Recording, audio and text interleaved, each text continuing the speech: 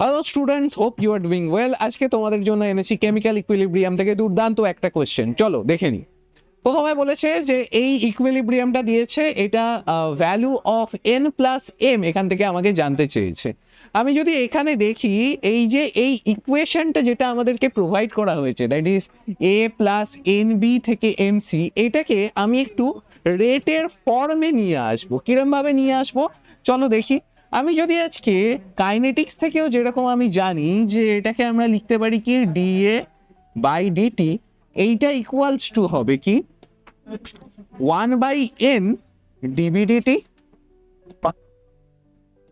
এবং এইটা equals to হবে কি 1/m ডিসিডিটি।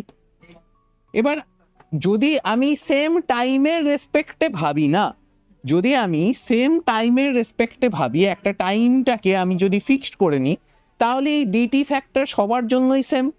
তাহলে ডিটি ফ্যাক্টরগুলোকে আমি সবার থেকে কি করব, বাদ দিয়ে দেব। তাহলে আমার বাকিটা কি পড়ে থাকলো, মাইনাস ডিএ, এইটা ইকুয়ালস টু -1/n ডিবি, আর এইটা ইকুয়ালস টু কি হবে 1/m ডিসি। খুব ইন্টারেস্টিং একটা আমার কাছে ফর্ম চলে এলো। আমি এখান থেকে কিভাবে বার করব চলো দেখি। আচ্ছা, ডিবি বা ডিএ এটা কি বোঝাচ্ছে, change in concentration of A or B, right?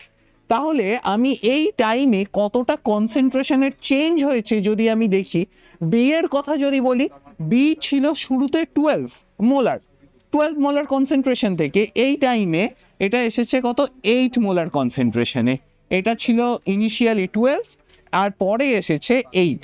তাহলে ডিবিটা আমাদের কত আসছে, ডিবিটা আসছে হচ্ছে 12 মাইনাস 8 ডিভাইডেড বাই এন, এইটা ইকুয়ালস টু যেটা ডিএ সেটা কত আমরা যদি দেখি, ডিএ আমাদের কত আসছে 8 - 6, কারণ শুরুতে ছিল 8 এখন হয়ে গেছে 6। তাহলে এইটাকে আমি কি লিখব, 8 - 6, তার মানে এটা আসছে 2 ইকুয়ালস টু 4/n। এখান থেকে আমরা বার করতে পারবো কত, n equals to 2। n equals to 2 আমাদের যখন চলে এসছে, আমরা এই এ সি এর রেসপেক্টেও দেখতে পাবো এই সেম জিনিস। সি এর রেসপেক্টে চলো করে দেখি। সি ইনিশিয়ালি কোনো কনসেন্ট্রেশনে ছিল না, 0 ছিল, রাইট? 0 থেকে কোথায় গেছে, 6-এ গেছে, 0 থেকে চলে গেছে 6-এ।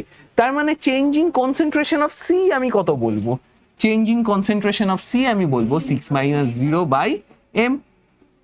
তার মানে যদি আজকে আমার কাছে n এর ভ্যালু তো অলরেডি ছিল, আর সি এখন এসছে কত আমার 6 - 0/m করে, তাহলে আমি কি লিখতে পারি এইখানে, আমি এখানে লিখতে পারি যে 6 - 0/m এইটা equals to 2, or m equals to কত হবে, m ইকুয়ালস টু হবে 3, m ইকুয়ালস টু 3, কারণ আলটিমেটলি তো d এর সাথে 1/m ডিসি যেটা, আর d এর সাথে 1/n ডিবি যেটা, দুটো তো সমান। তাহলে এখান থেকে আমি কি পেলাম, n এর ভ্যালু 2, m এর ভ্যালু 3, তার মানে n প্লাস m এটা ইকুয়ালস টু আসবে কত, 5, n প্লাস m আসবে 5। তো এইটাই ছিল তোমাদের সুন্দর সলিউশন।